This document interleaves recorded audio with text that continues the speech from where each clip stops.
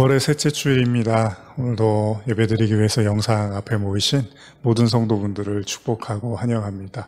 우리 잠깐 제가 기도하면서 시작하겠습니다. 하나님 아버지 감사합니다. 어느덧 9월을 저희가 맞이하고 이제 한 주가 지나면 추석을 또 맞이하게 됩니다. 물론 예전과 같은 저희가 활동적이고 원하는 대로 그렇게 움직일 수 있는 상황들은 아닙니다. 그러나 이런 시간들을 오히려 우리가 서로를 위한 또 진지한 기도의 시간으로 나가기를 원합니다. 서로의 또 어려운 짐을 또 우리가 마음에 품고 한 마음으로 같이 기도하고, 특별히 가족들을 위해서 또 친지들을 위해서, 그리고 무엇보다도 우리 성도들을 기억하면서 기도하고 나가기를 원합니다. 우리에게는 정말 하나님의 은혜가 없이는 하루하루 살아가는 것이 얼마나 우리에게 버겁고 힘겨운 일인지를 또 새삼 더욱더 깊이 깨닫는 시간들입니다. 하나님, 오늘 예배 앞에 모여서, 영상 앞에 모여서 또 예배드리는 모든 성도 한 사람 한 사람의 영혼을, 심령을 주님 만져주시고 임재하여 주셔서 하나님의 깊은 그 은혜와 그리고 성령의 그 단비가 우리의 마음속에 뿌려지기를 간절히 사모합니다. 오늘 그렇게 주님 앞에 예배드리는 모든 성도들을 축복하고 예수 그리스도의 이름으로 기도드립니다. 아멘. 왕이신 나의 하나님, 내가 주를 높이고 영원히 주의 이름을 송축하리이다.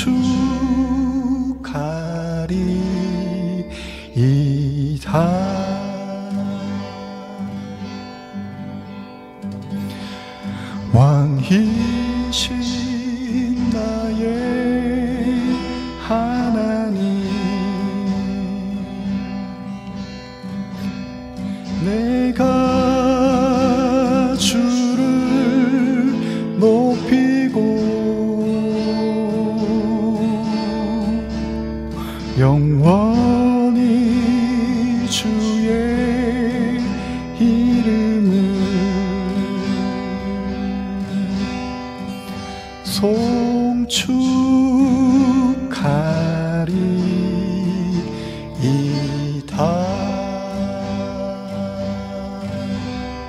목소리로 우리 함께 찬양해 볼까요? 왕이신 나의 하나님, 내가 주를 높이고 영원히 주의 이름을 송축하리이다.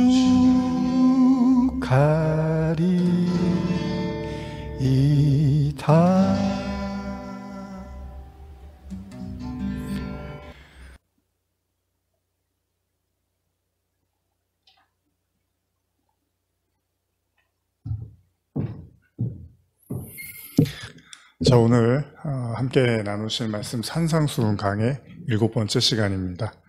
산상수훈 강의 7번째 시간입니다. 마태복음 5장 27절에서 32절까지의 말씀을 우리 같이 함께 성경을 찾아서 읽겠습니다. 마태복음 5장 27절에서 32절입니다. 또 간음하지 말라 하였다는 것을 너희가 들었으나 나는 너희에게 이르노니 음욕을 품고 여자를 보는 자마다 마음에 이미 간음하였느니라. 만일 내 오른 눈이 너로 실족하게 하거든 빼어내어 버리라.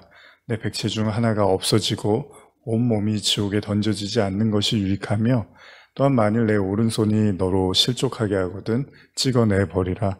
내 백체 중 하나가 없어지고 온몸이 지옥에 던져지지 않는 것이 유익하니라. 또 일러스되 누구든지 아내를 버리려거든 이혼 증서를 줄 것이라 하였으나 나는 너에게 이르노니 누구든지 음행한 이유 없이 아내를 버리면 이는 그로 간음하게 하며 누구든지 버림받은 여자에게 장가드는 자도 간음함이니라.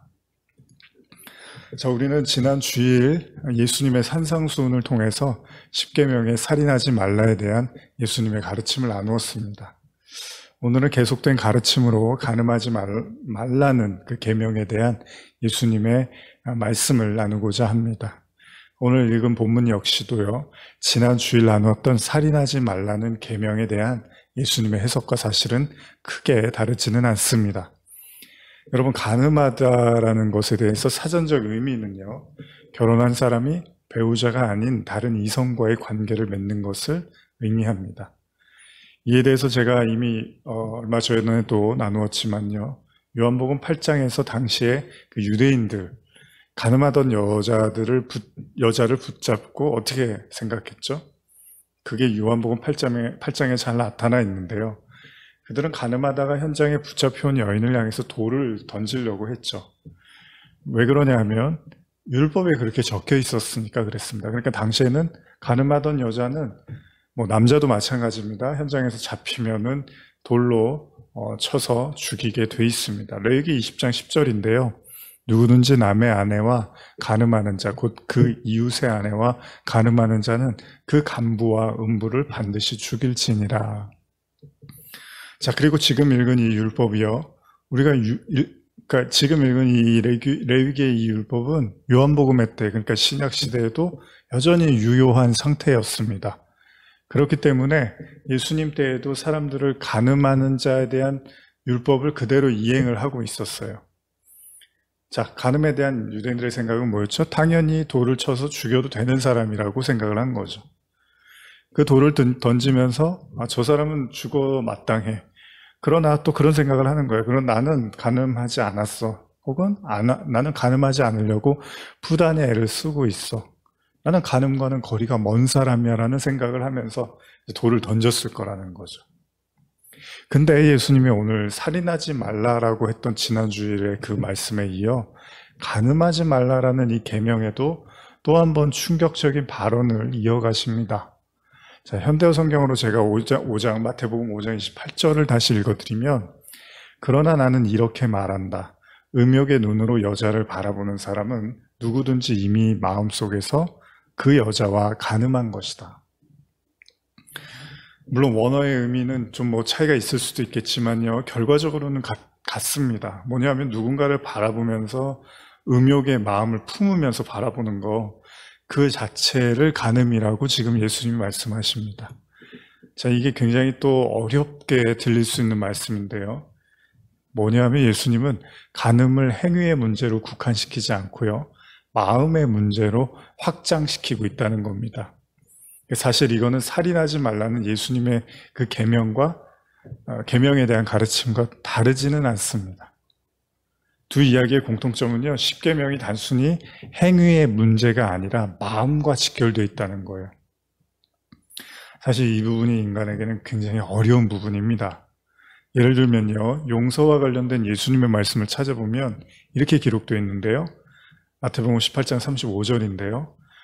너희가 각각 마음으로부터 형제를 용서하지 아니하면 나의 하늘 아버지께서도 너희에게 이와 같이 하시리라. 이 말씀은 무엇을 의미합니까? 우리가 용서는 이제 기독교의 가장 중요한 요소잖아요. 사랑, 용서 이런 것들이. 그래서 내가 정말 용서하기 힘든 사람이 있는데 내가 피해자예요. 누군가 이제 가해자가 있었는데 내가 정말 용서하고 싶지가 않은데 이 말씀 때문에 어렵게 마음을 추스르고 누르고 해서 용서하는 화해의 제스처를 취했어요. 그래서 상대방도 용서해줬구나, 용서받았구나 라고 생각을 했는데 나는 막 괴로운 거예요. 아직도 그게 용서가 안 돼서. 예를 들면요, 그러면 주님이 뭐라 그러냐면, 그런 행동을 했더라도 너가 그 마음의 중심으로부터, 마음으로부터 형제를 용서하지 않으면 나의 하늘 아버지께서도 너를 용서하지 않겠다. 그러니까 용서를 인정을 안 해주겠다. 지금 이런 말씀을 하는 거예요. 이게 무슨 말입니까? 살인하지 말라, 간음하지 말라처럼 기독교 중심 사상, 용서, 사랑, 이거 행위로 해서 될 문제가 아니라 마음의 중심으로 하라는 거고, 그렇게 하지 않으면 그건 온전한 게 아니라는 겁니다. 사실 그렇습니다. 이렇게 마음의 문제를 거론하기 시작하고 그런 잣대를 들이밀기 시작하면요, 굉장히 자꾸 초라해져요, 사람이. 살인도 간음도 안 하려고 애쓰고 노력할 수는 있지만요, 심지어 안 되는 용서도 한번 기를 쓰고 한번 해보려고 노력은 할 수 있지만, 주님이 네 마음의 중심이 그게 아니면 나도 아니야 라고 말씀하시면 할 말이 없다는 거예요. 간음하지 말라는 예수님의 말씀 역시도요, 이 예수님의 말을 꺼내자마자 순식간에 지키기 어려운 말씀이 되어버리고, 나아가 모든 사람들이 간음한 사람이 되어버리는 진풍경을 연출하고 만 것입니다. 누구나요, 멋지고 아름다운 누군가를 보면 순간적이라도 마음이 혹할 수 있는 거잖아요. 너무 멋지다, 너무 괜찮다, 이런 마음이 들 수 있는 거잖아요. 그런데 주님은 그렇게 마음으로 혹하는 것도 간음한 거하고 다르지 않다는 거예요.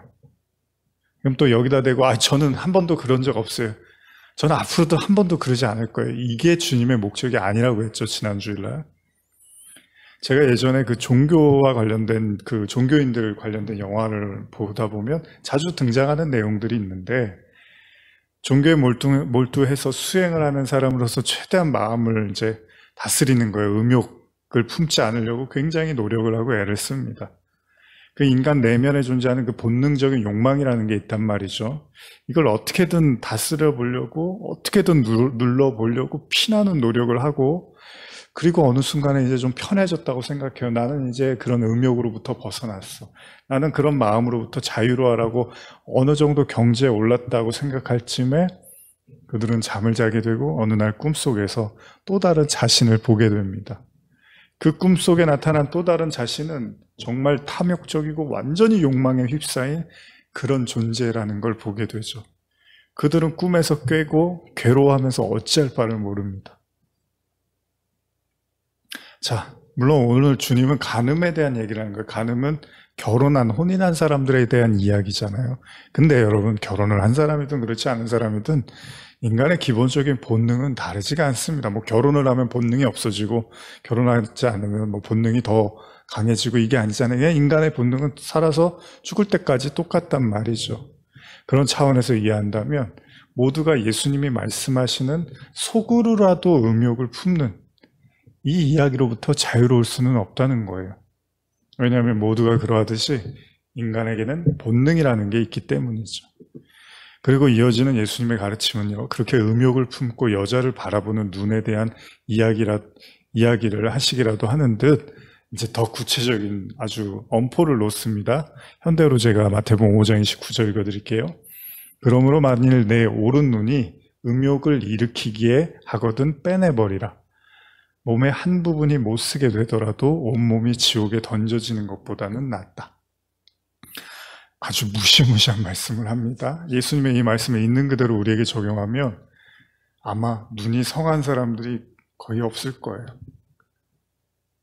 나는 절대 누군가를 보면서 그런 생각을 해본 적이 한 번도 없어, 지금도 앞으로 그럴 거야, 그런 생각을 하는 분들이 계실지 모르겠지만 진짜 이 말씀을 적용한다면 아마 다 눈을 빼야 되는 그런 상황이 될 겁니다.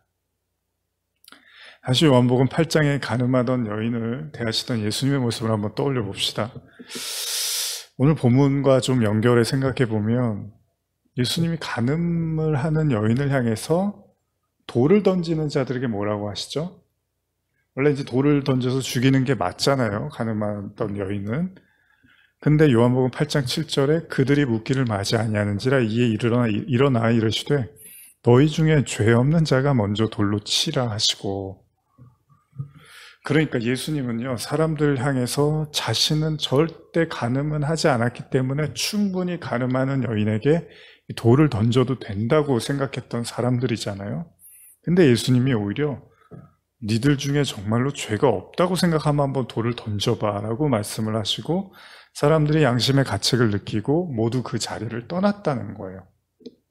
여러분, 원래대로 하면 예수님이 율법은 하나님이 주신 거니까 예수님이 제일 먼저 돌을 들어서 던져야 돼요. 아들이니까. 하나님의 아들이 말씀을 제일 잘 들어야 되잖아요. 근데 예수님이 오히려 돌을 던지는 하나님의 말씀을 지키려고 하는 자들을 니들이 그러면 한번 돌 던질 만큼의 죄가 없으면 한번 던져봐 라고 하면서 그들을 다 떠나 보내셨다는 거예요. 이게 예수님이 말씀을 이해하고 해석하는 방식이었다는 거예요. 무슨 얘기입니까? 가늠하는 여인을 통해서 예수님은요, 주변에 둘러싼 사람들이 정의롭다는 걸 드러낸 게 아니고요, 오히려 가늠하는 여인을 돌로 칠 만큼 깨끗한 사람이 과연 니들 중에 있냐라는 가르침으로 승화시켰다는 거예요. 가늠하는 여인이 있으니까 하나님 말씀 내가 앞장서서 지켜야지, 내가 돌 먼저 던질게, 너희도 다 던져야 돼, 이게 하나님의 말씀이야, 이렇게 해석하신 게 아니라 그래? 가늠하는 여인 너희가 돌 던져서 죽이라고 들었어? 내가 너희한테 다시 얘기할게. 그거 보고서 너희가 과연 너희도 죄로부터 자유로운지를 깨달아봐. 이렇게 말씀하시더라는 거예요. 지난 주일에도 나누었지만요, 예수님은 십계명을 통해서 사람의 의를 드러내시고자 하는 게 아니라 그들의 죄가 드러나기를 원했다는 거예요. 원래대로 하면 예수님은 가늠하는 여인하고는 대화도 하지 말아야 돼요. 부정하니까. 근데 오히려 예수님이 그 가늠하는 여인을 오히려 살려주시더라니까요. 그리고 그래도 나는 가늠은 안 했지, 나는 성경 말씀대로 잘 살았지라고 하는 사람들을 오히려 죄인으로 바꿔버리셔서 그 자리를 떠나게 만드시더라는 거예요. 이게 예수님의 방식이었어요. 그렇습니다. 음욕의 눈으로 여인을 바라보는 자, 그 눈을 뽑아서라도 차라리 천국을 가라고 하시는데, 오른팔이 범죄를 하면 차라리 그 팔을 찍어 버리고서라도 천국에 가라고 말씀을 하십니다. 만일 이 말씀대로라면 천국에서 제대로 육신을 보존하고 있는 사람이 몇 명이나 될까요? 그러나 오늘날 우리가 이 말씀을 그대로 따르지는 않잖아요. 여러분 말씀대로 산다고 여러분 이렇게 하십니까? 자꾸 누군가를 보면 그런 마음이 드니까 내가 눈을 뽑아야겠어, 이런 분들 계세요? 내가 팔을 잘라야겠어, 이런 분들 계세요? 그렇게 우리가 이 말씀 안 따르잖아요. 사실 이런 일은 오히려 무시무시한 세계에서나 일어나는 그런 일이잖아요. 근데 예수님이 지금 그런 표현을 하신단 말이에요. 아주 무섭게. 도대체 저희가 뭘까요? 왜 우리는 이 말씀을 액면 그대로 이해하고 받아들이지는 않는 거죠? 우리가 이쯤에서 한 가지 생각해 볼 필요가 있는데요. 예수님이 말씀하시는 간음이라는 거, 아니 그보다 거슬러서 올라가서 원래 십계명에서 말하고 있는 간음이 도대체 뭔가, 그게 정말 단순하게 혼인한 자들이 바람 피지 말라는 그런 얘기로 이해해야 되는 건가? 우리가 십계명에서도 본 것처럼요, 예수님은 성경에서 살인하지 말라는 게 뭐였죠? 단순히 행위적인 살인이 아니라 마음으로부터 형제를 미워하거나 분노하는 그런 자들도 지옥에 간다. 그러면서 마음의 문제를 거론을 했단 말이에요. 그러니까 살인하지 말라는 건 사람을 총이나 칼로 죽인 그걸 얘기하는 게 아니라 마음으로 미워하고 화내고 바보라고 한 것도 살인과 다르지 않다라고 했단 말이에요. 여러분, 요한이 이제 이 요한서신에서 사랑을 강조하면서 썼던 구절 중에 한 구절을 보겠습니다. 요한일서 3장 15절입니다.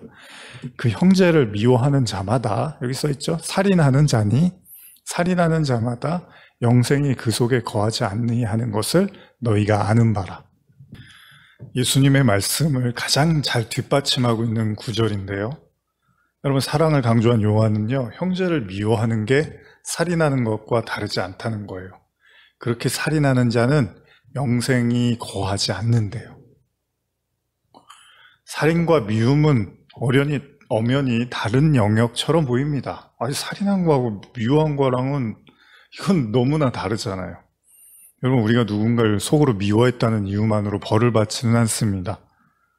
그러나 그 미움이 커져서 살인을 하면 이제 그때는 우리가 법적인 제재를 받게 되죠. 형벌이 따른단 말이죠. 그런데 요한은 지금 그렇게 얘기를 안 해요. 예수님 가르침처럼 형제를 미워하는 자는 살인을 한 거고, 심지어는요, 그 미워한 자들의 마음에는 영생이 없대요. 다르게 표현하면요, 성도의 구원은 형제를 미워하지 않아도 되는 것이 아니잖아요. 그럼 여러분, 형제를 안 미워하면 구원받는 거예요? 그런 얘기가 아니죠. 결국은 살인하지 말라라는 건 형제를 미워하지 말라라는 그런 차원에서, 소극적 차원이 아니라 사실은 형제를 사랑해야 된다는 거잖아요. 그러니까 살인하지 않으면 구원받는 것이 아니라 사랑을 해야지 구원을 받는 거라는 거죠. 이것이 더 핵심적인 가르침입니다. 제가 한번 확인해 드릴게요. 아까 읽은 요한일서 3장 15절 앞절 14절인데요. 우리는 형제를 사랑함으로 사망에서 옮겨 생명으로 들어간 줄 알거니와 사랑하지 아니한 자는 사망에 머물러 있느니라. 여기 나와 있죠. 형제를 미워하지 않고 노하지 않고 바보라고 업신여기지 않는 사람에게 구원이 임하는 게 아니고요. 율법의 진정한 의미는 뭡니까? 형제를 사랑함으로써 사망에서 생명으로 옮겨간다고 지금 이렇게 기록하고 있습니다. 이건 엄연히 다른 이야기예요. 여러분, 그런 관점에서 본다면 예수님이요, 율법의 관점에서 가늠한 자의 눈과 팔을 뽑아서라도 영생에 들어가라는 건 눈과 팔을 뽑으면 구원받을 수 있다는 식의 이야기로 이해하지는 않잖아요. 진짜 가늠하지 말라라는 진정한 의미를 알지 못하면 모두가 그 간음죄에 걸려들 거고, 그러한 자들은 눈과 팔을 뽑아서라도 천국에 들어가려고 노력을 하겠지만 그게 본질적인 구원의 방법은 아니라는 거죠. 그래서 안 하시는 거잖아요. 그거 아니라고 생각하니까. 눈과 팔을 뽑아서 여러분들이 천국 가려고 하진 않잖아요. 무슨 말입니까? 살인하지 말라라는 계명의 의미는 미워하지 말라, 성내지 말라, 바보라고 하지 말라라는 그 중간 단계를 거쳐서 결국은 형제를 사랑하라는 얘기네요. 그러니까 살인하지 말라는 사랑하라는 의미로 여러분과 제가 우리 마음속에 진정으로 이렇게 깨달아질 때 그 살인하지 말라가 이루어지는 거란 말이죠. 무슨 이야기냐면요. 여러분, 첫 시간에 산상수훈 우리 율법 나눌 때 나눴었는데, 할례를 받았다고 구원을 받는 게 아니라 그랬습니다. 바울이 그랬죠. 육체의 생식기에 포피를 자른다 하더라도 그 할례의 진정한 뜻, 그러니까 하나님의 의도를 깨닫지 못한 자의 할례는 구원에 있어서는 아무런 효험이 될 수 없다는 거잖아요. 그래서 나중에 바울이 할례를 받고 안 받고는 의미가 없어. 마음의 할례를 받아야 되라고 이렇게 정리를 해줬단 말이에요. 그래서 우리가 지금 뭐 할례 받아야지 구원받는다는 생각을 하는 사람은 그런 크리스찬은 없잖아요. 무슨 말이냐면 간음을 안 하기 위해서 눈을 뽑을 만큼 손을 자를 만큼의 노력을 한다고 구원을 받는 게 아니라 진짜 간음하지 말라라는 의미를 알아야 된다는 거죠. 자, 10계명의 살인하지 말라의 구원의 본질적 의미는 뭐예요? 형제에 대한 사랑이라는 종착지로 결론이 나뉘어졌다면 우리는 간음하지 말라에 대한 구원의 본질적 의미를 생각해야 될 필요가 있다는 거예요. 그건 우리가 알고 있는 단순히 결혼한 자가 바람을 피우지 않거나 주변의 이성을 바라보면서 음욕을 품지 않으면 구원받을 수 있다는 차원으로 이해될 문제는 분명히 아니라는 겁니다. 그러면 지금 예수님이 말씀하시는 이 간음에 대한 진짜 의미, 우리는 이를 위해서 다시 바울의 가르침을 살펴볼 필요가 있다는 겁니다. 로마서 7장을 보시면 바울이 이제 간음과 관련돼서, 그러니까 혼인에 대한 이야기를 하고 있는데요. 로마서 7장 1절 그리고 3절까지 제가 읽어드릴게요. 형제들아, 내가 법 아는 자들에게 말하노니 너희는 그 법이 사람이 살 동안만 그를 주관하는 줄 알지 못하느냐. 남편이 있는 여인이 그 남편 생전에는 법으로 그에게 매인바되나 만일 남편이 죽으면 남편의 법에서 벗어나느니라. 그러므로 만일 그 남편 생전에 다른 남자에게 가면 음녀라. 그러나 만일 남편이 죽으면 그 법에서 자유롭게 되나니 다른 남자에게 갈지라도 음녀가 되지 아니하느니라. 7장 1절에서 3절까지의 내용은 우리가 이해하는 데 큰 어려움이 없습니다. 쉽게 말하면요, 혼인한 부부는 남편이 살아있는 동안에는 그 아내에게 남편으로서 법적인 효력이 있지만 그 남편이 죽으면 그 법으로부터 이제 자유로워진다는 거예요, 아내가. 그러나 우리가 잘 알고 있는 것처럼 남편이 살아있음에도 여인이 다른 남자에게 가면 당연히 음녀죠. 마찬가지로 남자도 똑같고요. 그러면서 바울이 뭐라고 강조하냐면, 그런데 남편이 죽으면 다른 남자에게 가더라도 여인은 음녀가 되지 않는다는 거예요. 쉽게 말하면 간음이 성립이 안 된다는 거죠. 자, 여기까지 이해하는 데는 아무 무리가 없습니다. 다 아는 얘기니까요. 당연히 결혼하는데 남편이 살아있는데 혹은 아내가 살아있는데 남편이 다른 남자를 만나면 안 되는 거잖아요. 그런데 바울이 여기서 끝내는 게 아니에요. 이 이야기의 진짜 의미가 무엇인지를 로마서 7장 4절에서 6절까지 이제 설명을 하고 있는 거란 말이죠. 그러므로 내 형제들아, 너희도 그리스도의 몸으로 말미암아 율법에 대하여 죽임을 당하였으니 이는 다르니 곧 죽은 자 가운데서 살아나신 이에게 가서 우리가 하나님을 위하여 열매를 맺게 하려 함이라. 우리가 육신에 있을 때에는 율법으로 말미암아 죄의 정욕이 우리 지체 중에 역사하여 우리로 사망을 위하여 열매를 맺게 하였더니 이제는 우리가 얼매였던 것에 대하여 죽었으므로 율법에서 벗어났으니 이러므로 우리가 영의 새로운 것으로 섬길 것이요 율법의 조문에 묵은 것으로 아니할지니라. 무슨 말씀입니까?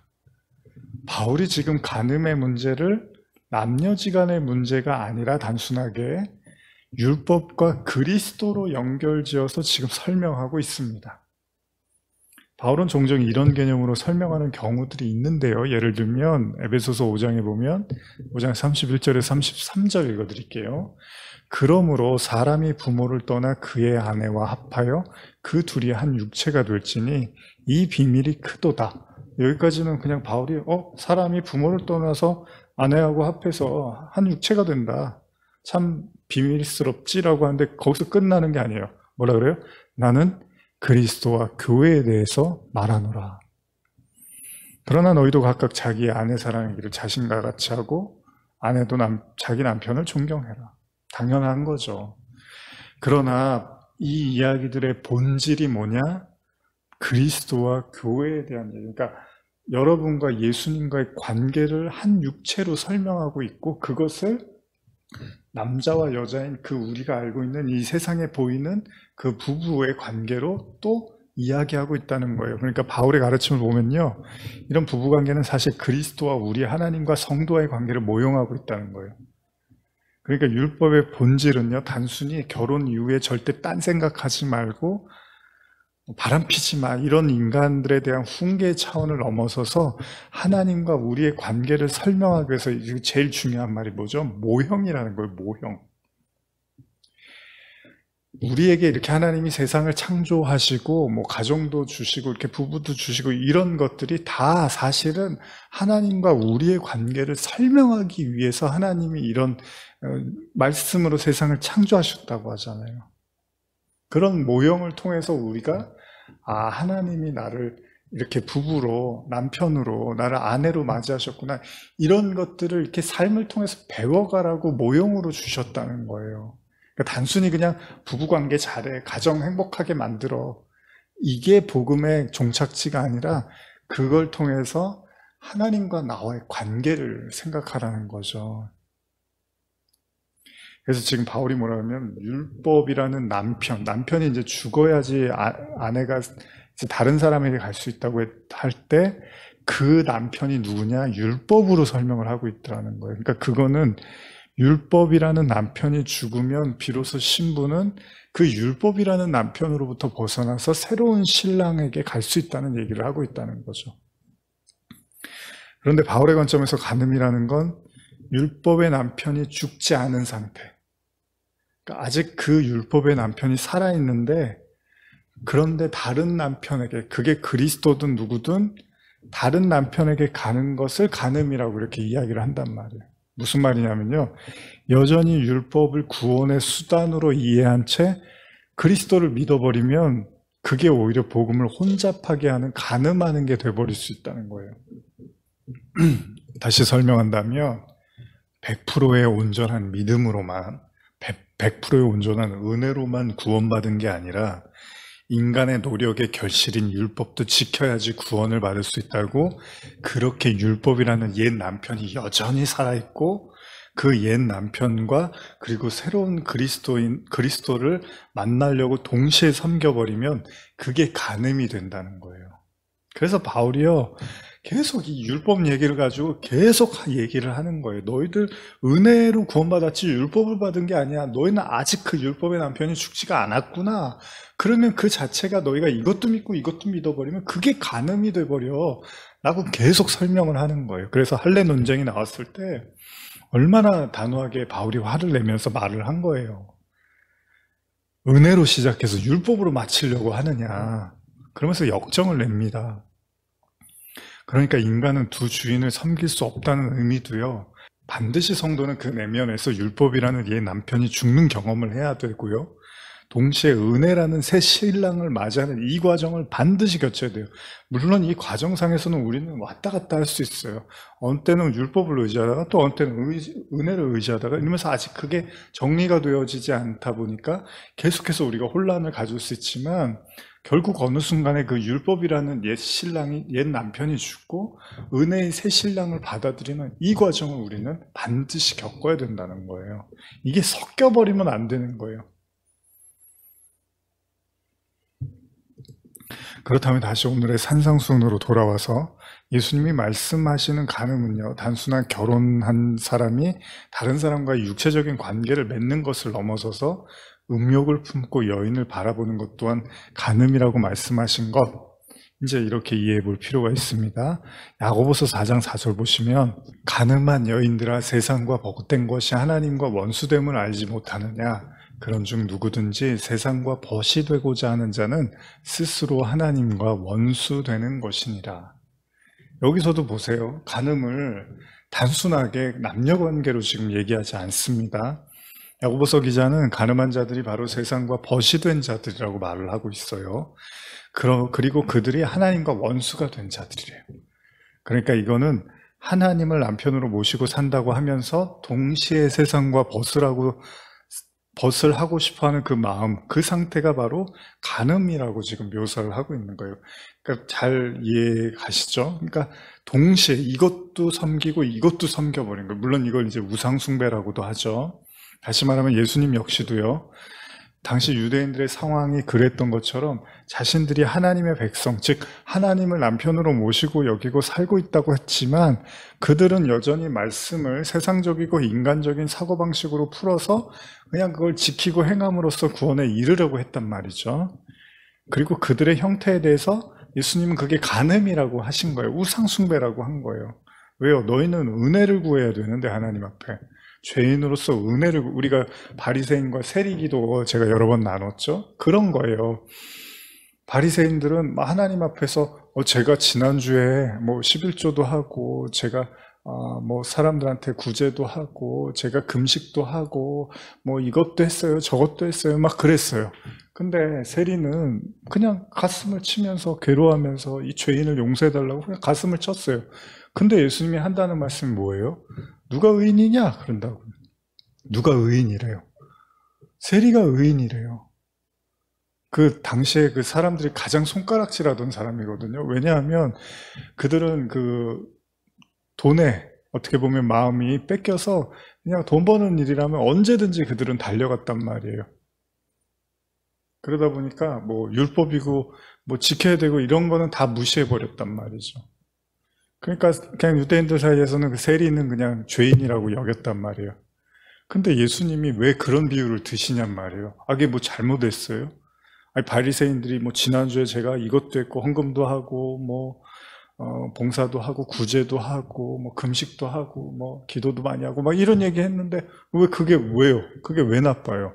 근데 예수님이 떡하니 세리가 의인이야. 세리가 의롭다 하심을 받았어 이런다고요. 이게 왜 이런 얘기를 하셨냐 하면 여러분도 지금 제가 뭐 반복해서 이런 설교들을 오래 드리지만 여러분들도 잘 생각해 보셔야 되는 게 그런 행위 자체가 나쁘다는 게 아니라고 했죠. 그렇게 살아야 돼요. 우리는 우리의 몸과 마음을 다해서 하나님을 섬기고 이웃을 섬기는 게 맞아요. 그런데 또 불구하고 왜 예수님이 그 세리를 칭찬하셨냐 하면 마음으로부터, 그러니까 무슨 말입니까? 그 바리새인들은 사실은 하나님으로부터 오는 은혜가 중요한 게 아니라 내가 하나님께 무언가를 드림으로써 구원을 받는다고 생각을 한 거예요. 아이들이 왜 이렇게 어르신들이 이제 아이들을 키워놓고 그러면 그런 거 있잖아요.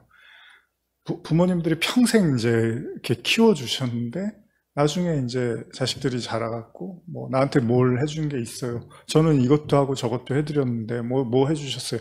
이런 말로 이제 싸우거나 상처받고 그러잖아요. 부모 자식 관계에서도. 근데 가끔 이제 부모님 마음에 그런 마음이 있으면 나는 너를 정말 태어나면서부터 이렇게 키우고 이렇게 해서 이렇게 그거를 최선을 다해서 키웠는데 그거는 생각 안 하고 너는 네가 나한테 해준 것만 생각하는구나 이러면서 이제 서운해하기도 하잖아요. 마찬가지입니다. 바리새인들의 문제는 그냥 주님이 나한테 이렇게 은혜를 베푸시는 게 아니라 내가 그런 것들을 했기 때문에 내가 그런 은혜를 받을 만한 자격이 있다고 생각을 한 거예요. 그거를 예수님은 구원과는 멀다고 한 거고 그게 심지어는 간음이라고 말씀을 하셨던 거예요. 왜요? 너는 지금 하나님의 전적인 은혜를 구하는 자가 아니라 너의 피와 땀과 노력으로 하나님한테 이렇게 드린 거에 대한 대가로서 구원을 받으려고 하니까 그게 여러분 하나님하고 거래하는 거죠. 내가 이렇게 했으니까 주님 나한테 구원해 주시면 돼요. 내가 10,000원어치 했으니까 주님도 나한테 10,000원어치 주시면 되는 거죠. 그게 아니라는 거예요. 주님이 말씀하시는 거는 오로지 100% 하나님의 은혜. 그래서 세리가 뭐 자기가 뭘 했고 이런 얘기도 안 해요. 그렇다고 세리가 정말 아무것도 안 했다고 생각하지 않아요. 그럼에도 불구하고 정말 내가 하나님 앞에 구원받은 뭐 자격이 되나? 그렇게 자격도 없는 나를 하나님이 구원해 주신다니까 그게 감사하고 미안하고 그래서 눈물 흘리면서 가슴을 치며 그런 자에게 의가 임했다고 하는 거죠.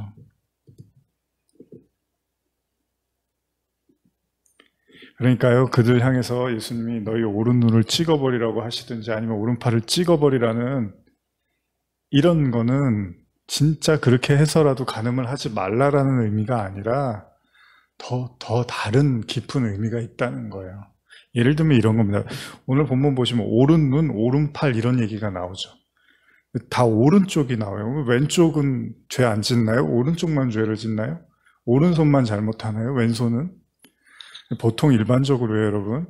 성경에서 오른쪽은 뭐죠? 이렇게 의로운, 정의로운, 의로운, 뭐 하나님의 편, 구원받는 자의 편, 뭐 왼편은 뭐 부정한, 구원받지 못하는, 의롭지 못한 이렇게 나누는 경우가 있거든요.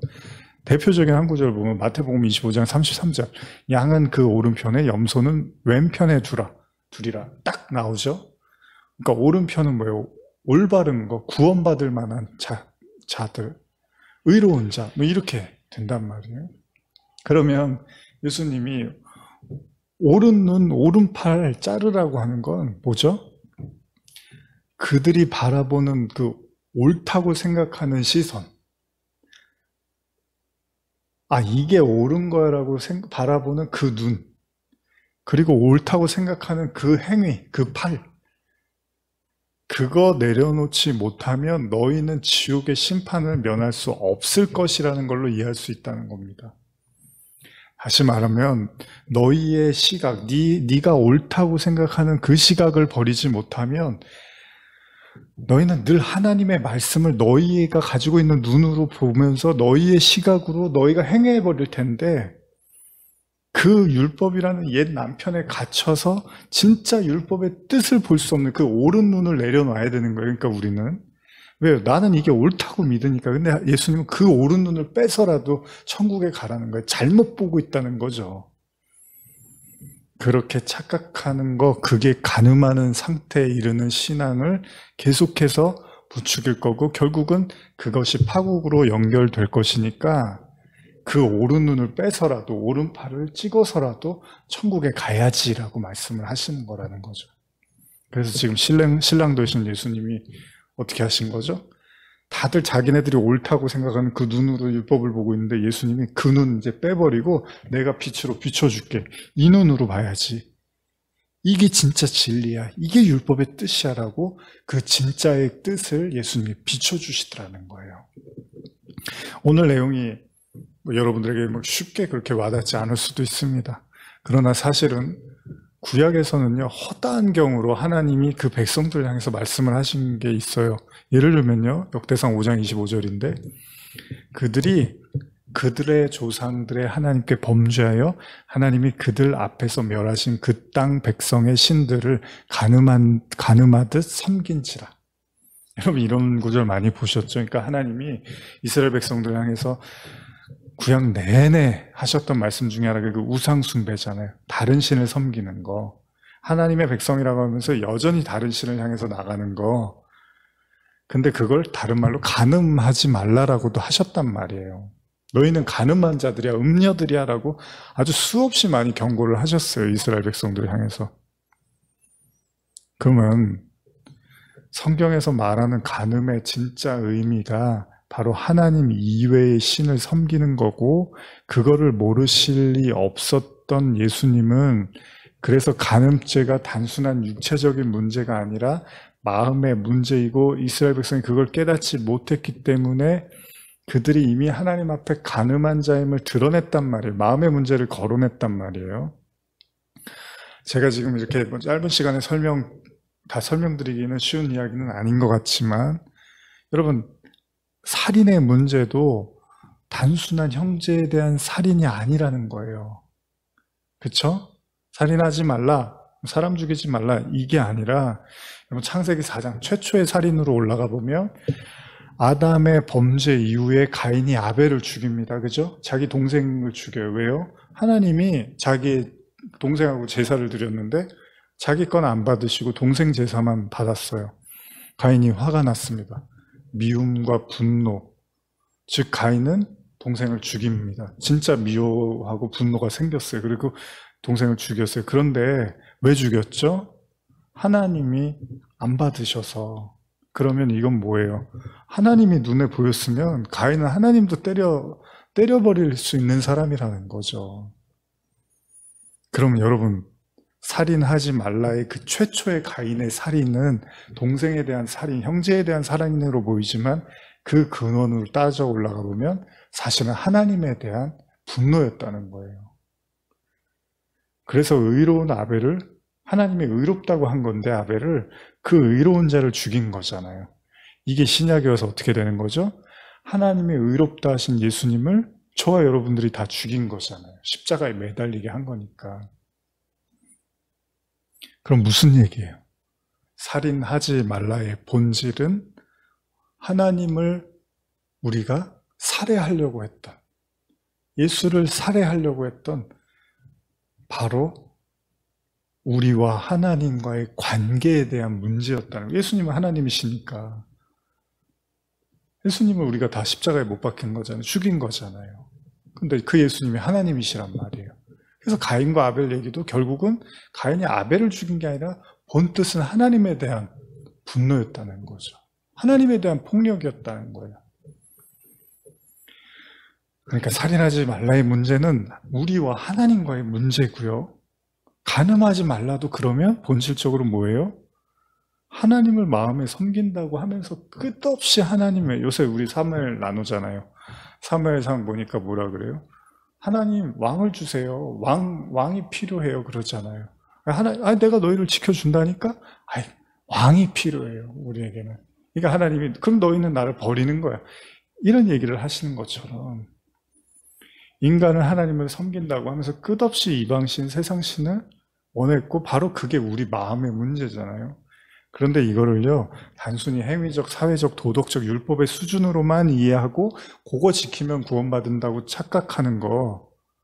그래서 나는 십계명 다 지켰어. 뭐 살인하지 마, 뭐 간음하지 마, 뭐 거짓 증거하지 마, 도적질하지 마. 난 다 지켰어. 부모 공경해. 근데 뭐 그것도 사실 그래요. 뭐 다 지켰다는데 그건 뭐 상대방 얘기를 또 들어봐야 되는 거죠. 부모님이 정말 공경을 했는지 안 했는지 그것도 얘기를 그런데 그렇게 단순한 문제로만 이해할 게 아니라 사실 예수님은 뭐 유대인들을 향해서 본질적인 그 하나님의 마음을 던지고 있었던 거죠. 오늘 제가 다 다룰 수는 없어서 다음 주에 이제 계속해서 나누겠지만 여러분들 모든 성경은 먼저 여러분과 하나님과의 관계를 이야기하고 있습니다. 아니, 그것만 얘기하고 있어요, 사실 성경은. 왜냐, 성경을 쓰신 분은 하나님이시고요. 독자는 여러분이에요. 그러니까 하나님이 여러분들, 저하고 여러분들에게 쓴 책이란 말이에요. 산상수훈은요, 어쩌면 예수님의 유일한 설교와 같은 내용입니다. 예수님 말씀 많이 하셨지만 아예 이제 이렇게 강론을 하신 거예요, 예수님이. 그러니까 거기 나와 있는 가르침들은 굉장히 중요하고 그 산상수훈은 구약과 신약을 아울리면서 정말 하나님이 무엇을 말씀하신지를 예수님이 그게 총정리하고 계신다고 봐도 무관합니다. 그럼 한번 생각해 보십시오. 자신이 이 땅에 하나님의 끊어진 죄인들의 제물이 되기 위해서 오셨어요. 그래서 누구보다도 하나님 마음을 잘 아셨고 그냥 그분이 하나님이세요. 근데 그분이 하시는 설교가 인간 사회의 법과 규범을 강조하기 위한 거겠냐는 거예요. 그건 다른 종교에서도 다 하는 얘기인데, 아니 종교가 아니라 그냥 학교 가도 배우는 얘기들인데, 여러분 간음하지 말라 그거 뭐 성경 아니면은 모르십니까? 성경 아니어도 다 하는 얘기잖아요, 이 얘기는. 근데 그거 굳이 예수님이 오셔갖고 십자가 지러 오신 분이 야 살인하지 말아라, 그 사람 죽이면 안 돼, 그리고 야, 바람 피면 안 돼, 야 남의 거 훔치면 안 돼, 이 얘기 하려고 오셨겠냐는 거예요. 그분은 오로지 하나님 나라와 성도의 구원을 생각하신 분이에요. 제가 드리고 싶은 말씀은 예수님의 모든 가르침은요, 아버지와 아들, 하나님과 여러분들, 성도들의 자녀들에 대한 이야기, 그 관계를 이야기하고 있다는 겁니다. 그래서 성경의 핵심인 하나님 사랑과 이웃 사랑이라는 이 이야기에서도 이웃 사랑도 단순히 내 주변 사람만 생각하시면 안 돼요, 여러분. 그 본질적, 시작적 출발점이 뭐냐면 바로 우리 자신과 그리스도여야 된다는 거예요. 왜냐하면 살인하지 말라, 간음하지 말라의 출발점이요, 바로 우리가 하나님의 아들을 죽인 거니까 살인한 거네요. 그리고 여전히 하나님 외에 우리가 다른 세상을 벗하면 그게 간음이라며요. 그러니까 살인하지 말라, 간음하지 말라의 본질은 나와 타인과의 관계, 그게 아니라 그 근원은 나와 하나님과의 관계에서 시작한다는 거예요. 나머지 뭐 도덕질하지 말라 이런 것들도 결국은 다 본질적으로는 하나님과 여러분과의 관계를 들여다봐야 되고, 그게 돼야지 이웃 간에도 그게 된다는 거예요. 그래서 하나님 사랑, 이웃 사랑으로 설명을 하는 거예요, 예수님이. 너희들이 그 계명을 하나님과의 관계에서 풀어내야지, 그래야지 너희들이 그것을 이웃에게 가르쳐 줄 수 있잖아. 살인하지 말라가 살인 안 하면 되는 게 아니라 사랑해야 되는 거라. 간음하지 말라가 간음만 안 하면 되는 것이 아니라 그 우상 숭배로부터 벗어나야 된다는 거. 그 율법의 옛 남편으로부터 벗어나야 된다는 거. 이게 여러분과 하나님과 관계에서 먼저 이 계명들이 풀어져야지 이웃사랑을 할 수 있는 거예요. 이웃에게 그게 뭔지를 설명해 줄 수가 있고 복음을 증거할 수가 있어요. 그래야지 그 이웃이 갇혀 있었어요. 율법에 갇혀 있었는데, 복음, 그거 10계명, 그 율법, 그거 아니야, 이거야 라고 하면서 그 율법으로부터 해방의 메시지를 전하는 거죠. 그래서 예수님이 성령이 임하시자마자 그 말씀을 하시는 거죠. 주의 영이 내게 임하였으니, 그러면서 내가 이렇게 보이지 못하는 자를 보게 할 거고 눌린 자들을 내가 이렇게 자유케 해줄 거야. 그게 사랑이에요. 예수님이 이웃에게 베풀었던 사랑. 그래서 모든 성경은요, 모든 가르침은 먼저 나와 하나님과의 관계에서 시작되어야만 하는 겁니다. 일찍이 예수님은 부활의 때에는 시집가고 장가가는 일이 없다고 하셨죠. 그건 무슨 이야기입니까? 성경이 우리에게 혼인이라는 걸 허락한 건 바로 하나님과 우리의 혼인을 설명하기 위한 모형으로 주신 거라는 거죠. 그럼 간음 역시도 우리는 하나님과 우리 사이의 간음으로 이해하는 게 더 근본적인 본질에 접근하는 거라는 거예요. 제 마무리를 하면서 바울은 그러한 십계명에서 언급한 간음의 본질이 바로 여전히 옛 율법이라는 남편이 죽지 않은 상태에서 다른 남편에게 가는 거라고 말합니다. 항상 그러하듯이 이것은 십자가를 염두하고 있는 말이죠. 그렇다면 그리스도께서 십자가에 못 박히신 이유는 뭐죠? 우리의 옛자, 즉 율법을 통해서 우리의 탐심을 이루고자 했던, 다시 말하면 율법을 지킴으로써 하나님 앞에 우리의 자신의 의를 뽐내고 그래서 우리 스스로가 구원받을 자격이 있다고 착각하게 만드는 그 율법의 남편을 자기 남편으로 삼아서 살고자 했던 바로 그 옛자를 못 박으시기 위해서 십자가를 지신 겁니다. 이게 무엇을 의미합니까? 저와 여러분들이 우리의 그 옛자의 허상을 깨닫지를 못하면 여전히 우리는 거짓 남편의 노예로 살 수밖에 없다는 거예요. 그러나 우리가 십자가로 말미암아 우리 자신이 부정되고 진정한 율법의 의미를 은혜로 깨달아갈 때 우리는 그리스도라는 새 신랑과 그때는 절대 끊을 수 없는 진정한 하나됨을 경험하게 되는 거죠. 이미 앞서 읽은 간음과 관련된 바울의 가르침을 현대성경으로 제가 읽어드리면서 마무리를 하고 싶습니다. 이 구절들이 여러분들에게 또 큰 은혜가 되길 바랍니다. 현대어로 읽어드리겠습니다. 로마서 7장 4절에서 6절입니다. 지난날에는 유대교의 율법이 여러분의 남편이요 주인이었습니다. 그러나 여러분은 그리스도와 함께 십자가 위에서 죽었으므로 여러분이 율법과 한 결혼은 무효가 된 셈입니다. 이제 율법은 더 이상 여러분을 지배할 수 없습니다. 그리고 그리스도께서 다시 살아나신 것처럼 여러분도 새로운 인간으로 다시 태어났습니다. 말하자면 죽은 자 가운데서 살아난 분과 결혼한 겁니다. 여러분에게 선한 열매를 맺게 하려고, 다시 말하면 하나님을 위해 선한 일을 하게 하려고 이 결혼이 이루어진 것입니다. 우리가 육신에 매여 살 때에는 죄 많은 욕망이 아직 우리 안에 있어서 하나님께서 명령하는 것은 무엇이나 거역하고 죄에 물든 행실, 즉 죽음에 이르는 썩은 열매만을 맺었습니다. 그러나 더 이상 율법이나 관습에 얽매일 필요가 없습니다. 그런 것에 사로잡혀 있던 우리는 이미 죽고 지금은 하나님을 섬기는 참다운 인간으로 태어났기 때문입니다. 그러니 예전처럼 정해진 규칙에 무조건 복종하며 살기보다는 새로운 방식으로 여러분의 마음과 뜻을 다하여 섬겨야 하는 것입니다. 여기서 섬기는 것도 막 우리가 생각하는 그런 차원만이 아니라 정말 이제 마음으로 그리스도의 그 은혜와 그 정신을 가지고 이제 정말 그 세상의 빛을 나타내는 거죠. 오늘 그렇게 율법의 남편으로 벗어나 새로운 은혜의 신랑을 여러분들의 남편으로 맞이하는 그 귀한 은혜와 축복이 여러분들 모두에게 함께 있기를 간절히 소원합니다. 이제 오늘 예배를 마무리하면서 이제 가을이 이제 어느덧 9월 셋째 주 저희가 맞이하고 이제 한 주 정도 지나면은 추석도 맞이하고 있죠. 뭐 이전과 같이 우리가 뭐 이렇게 자유롭게 막 활동하고 만나고 이럴 수 있는 상황은 아니지만 제 마음속에 여러분들 이번 한 주에는 좀 그렇게 보내셨으면 좋겠습니다. 그동안에 성도분들 가운데 좀 통화해보지 못했던 분하고 뭐 문자라든지 전화 연락을 하면서 좀 서로의 안부를 묻고 또 서로의 기도를 또 나누면서 그렇게 한 주를 보내면 어떨까 생각을 해봅니다. 사실 그게 별거 아닌 것 같아도요, 또 이렇게 하나님이 운영하는 방식이죠. 사람과 사람을 통해서 서로 이렇게 격려받고 또 다시 새 힘을 내고 그 가운데 또 하나님이 함께 하실 줄 믿습니다.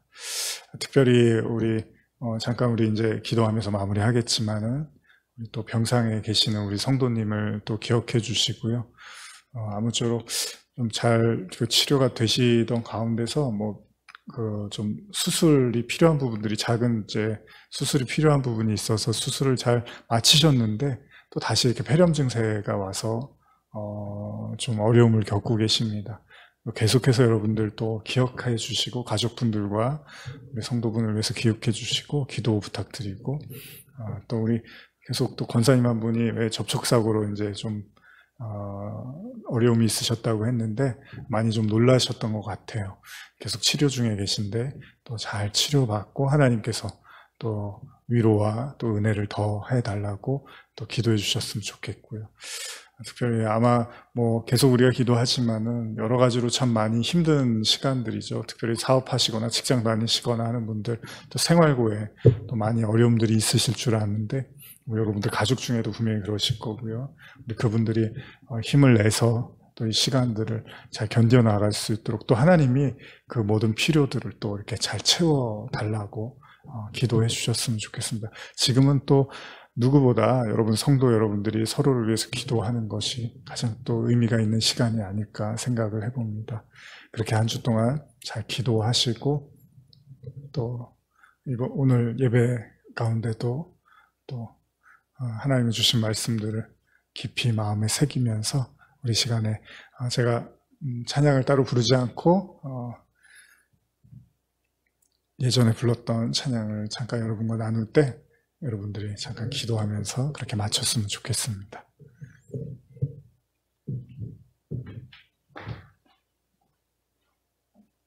우리 함께 성자의 귀한 몸 함께 찬양하시겠습니다.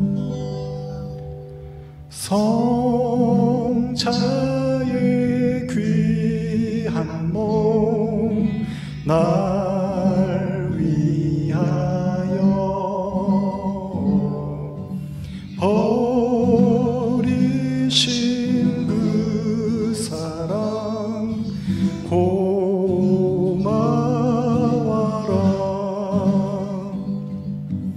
내 머리 주 앞에 조아려 하는 말 나누어 주님께 바치리까.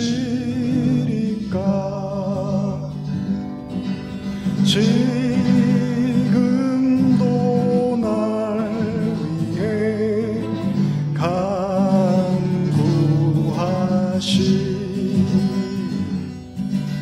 이 옅은 믿음이 하옵나니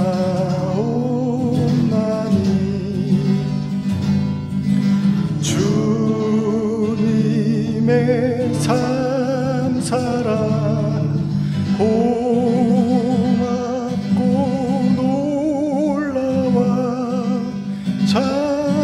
찬송과 기도를 쉬지 않네.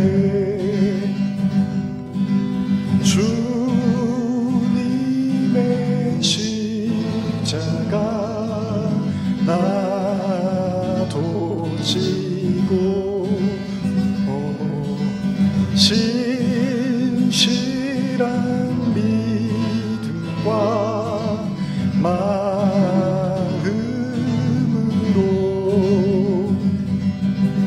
형제의 사랑과 친절한 위로를 네게 나 베풀게 하옵소서. 만 가지 은혜를 받았으니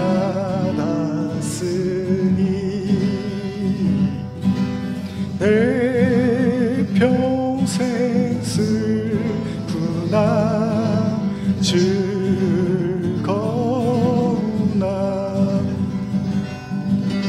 이 몸을 온전히 주님께 바쳐서 주님만 위하여 늘 살겠네.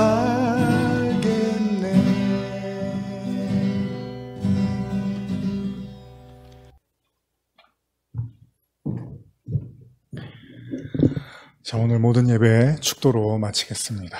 지금은 우리 주 예수 그리스도의 은혜와 하나님 아버지의 사랑과 성령의 교통하심, 오로지 신랑 되신 그리스도만 바라보고 그리스도만 붙잡고 그분과 하나 됨으로 높은 산이 거친 들이 초막이나 궁궐이나 내 주 예수 모신 곳이 그 어디나 하늘나라, 이 어려움과 어둠과 흑암의 시간을 보내는 가운데 여전히 빛 되신 주님과 함께 하나님 나라의 삶을 살기를 원하며 예배드리고 있는 모든 성도들 머리 위에 지금부터 영원히 함께 있을지어다. 아멘. 한 주간도 주님과 동행하시기를 축복합니다.